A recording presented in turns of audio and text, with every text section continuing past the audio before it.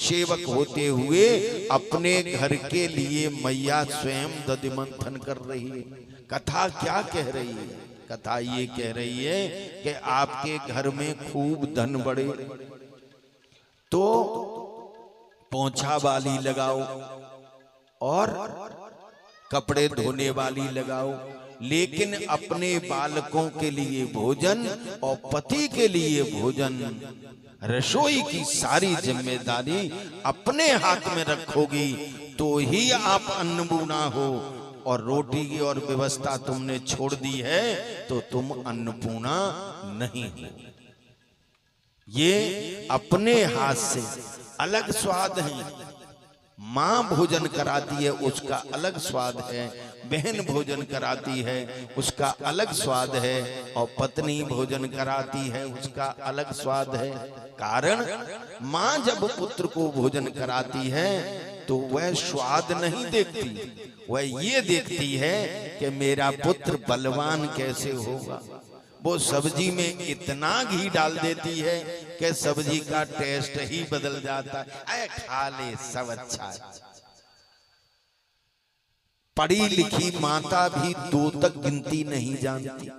बालक कह रहा है मम्मी 1 रोटी दे दो, और 1 और 2 में वह भेद नहीं जानती, 2 परस देती है, ले 2 खा ले।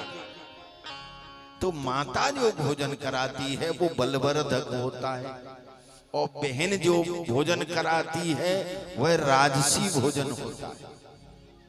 कैसे राजसी होता है? तुम बहन के यहाँ जाओ और बहन गरीब घर में हो तो चुपचाप दुबका के और कटोरी में दही पड़ोसी के यहाँ से मांग लाती है, और भैया को दही रख के बूरा डाल के हैं और बढ़िया से बढ़िया भोजन कराना चाहती। भैया को यूं न लगे कि मेरे खातिर में कमी हो।